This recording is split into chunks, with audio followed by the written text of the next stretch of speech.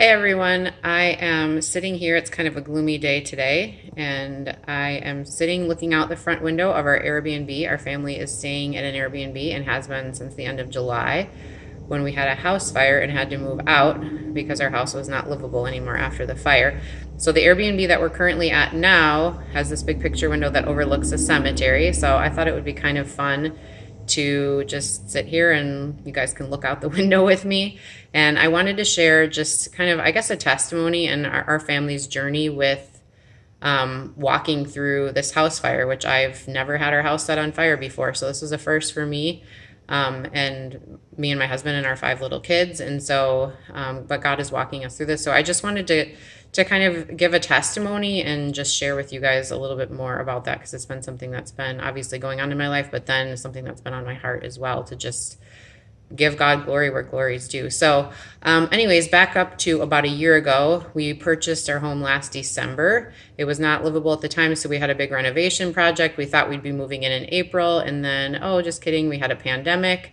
So that got delayed. So we were supposed to be moving in. All the construction was going to be done. We were supposed to be moving in at the end of July, so we needed to be out of our old housing by July 31st, and we were supposed to be moving on July 31st.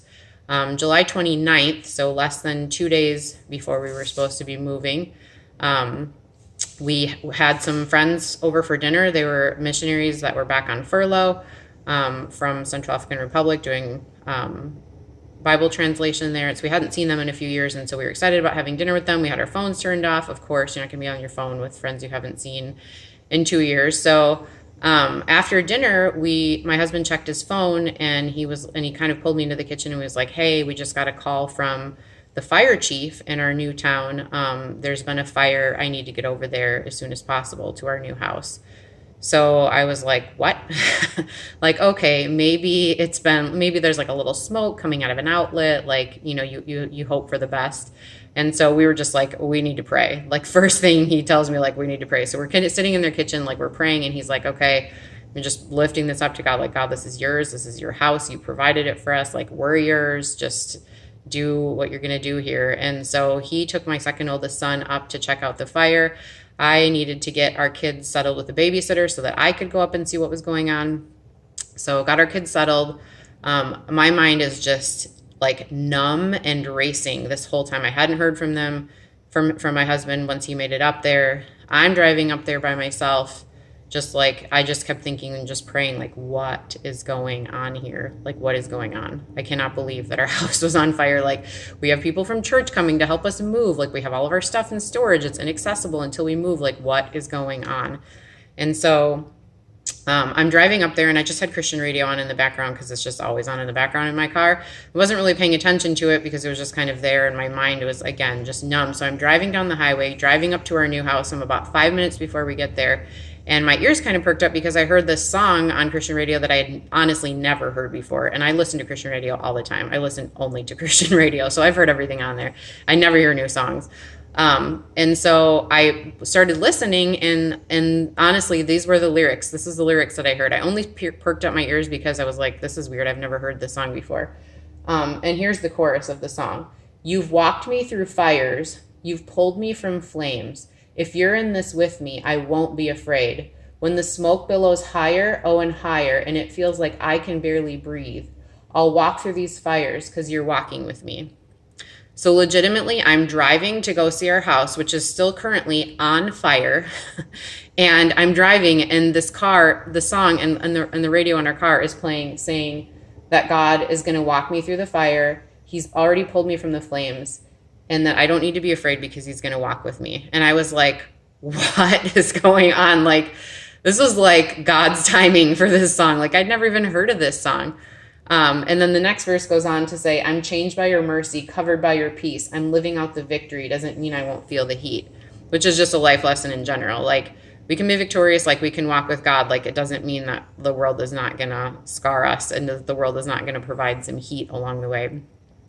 So anyways, I drive up there, I get there, I pull up, I'm thinking about this song like, wow, God's going to walk with me, which I knew, right? I know that to be true, but in the moment, my mind wasn't thinking clearly because I was just thinking, our house is on fire. Our house is on fire. Like, this was not part of the plan. I'm totally a planner and an organizer. I love being in control. And I'm like, I'm not in control.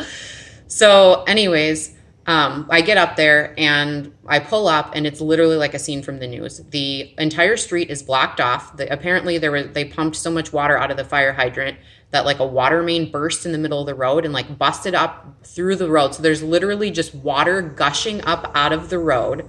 There's fire trucks from 3 different neighboring cities. The fire department is still in there. Things are still smoking. There's police. There's like utilities marking off the street trying to get this water gushing like under control. And I'm sitting there and I just got out of the car and I'm looking at this and I'm just standing there like, this is my house.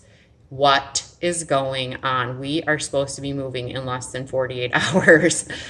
And so, but honestly, and then in the back of my head, I just was like, this is crazy. I just stared there. I didn't even take a picture. I was like, I'm numb right now.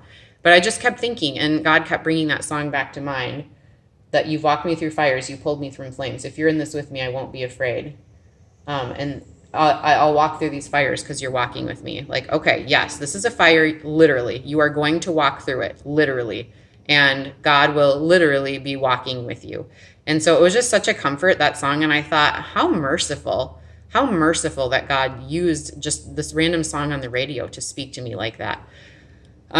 So anyways, we ended up still needing to move. Like we had a couple like Airbnbs fall through because of COVID. So we had like less than a day to figure out, well, less than 12 hours actually to figure out where we were sleeping that night.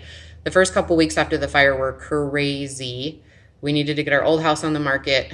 We were pulling all-nighters. We were moving every weekend from Airbnb to Airbnb. Like things were falling through. We were just praying, like kind of like you pray, like give us this daily bread, except you live in America. And so you know where your daily bread's coming from. This was like, Lord, give us this day our daily housing. And God did, like he was faithful. He provided. And we're at this Airbnb now that, yes, happens to overlook a cemetery, which I find actually kind of peaceful. But I've noticed, I would say the last 2 or 3 months since the fire, I've just been kind of in shock and like my brain is numb and just kind of shutting down.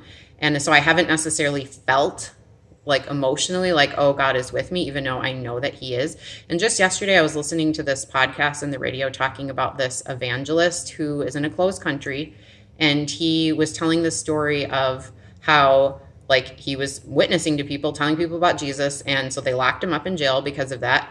And he was telling the story of like, can you believe it? Can you believe it that God allowed me to go to jail because I was able to witness to 135 people in jail and 33 people in the jail gave their lives to the Lord, like because of God giving me this opportunity. Isn't that so exciting? And I was thinking, wow, that is a way of looking at it. Like it's not so, and for me, I think, and then he like got released and then he got locked up again and he was speaking to the warden in the jail about Jesus, and the warden let him go after only 2 months because he's like, if you stay in here any longer, I'm going to become a Christian, like from your testimony.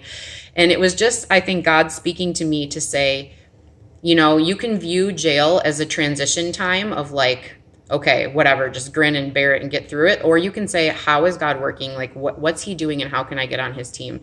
And I think I've been viewing the last few months and just this time, like it's going to be probably 6 months until we're out of this Airbnb, until we can get back into our house, 6 months at least. And so rather than me sitting here just having a pity party, which I have done plenty of, so I don't think more highly of me than is warranted, but I can say, okay, God, what are you doing? Just like that guy's time in jail. What are you doing with this fire? Like, how can I see what you're doing? Like, instead of just saying, what's happening to me, saying, okay, what is God doing here? Like, not just what's happening to me, like, what is God doing here? How can I get on his team? And so I'm kind of for the first time like actually excited about this, like not excited about the fire because that's just still horrible and our stuff is all locked up in storage and we don't have access to it and whatever. It is what it is. Like God's providing in other ways too. And so and really things could be much worse. Like all of our stuff was in the garage, not in the house. And so it in the garage literally did not reek like smoke at all. Like God saved all of our stuff. We were 2 days. We could have been living there. The location of the fire would have meant that we would have had to get our kids like out the windows through ladders. Like it would have blocked access getting down from the bedrooms. Like God was really so merciful. And so I'm at a point now where I'm like, okay, God's going to use this. Like I'm on his team and I'm excited to see what he's going to do here because he's going to do something big. So I just wanted to share that with you guys and let you know that God's bigger than what we give him credit for, and we can trust him. Okay, thanks. Bye.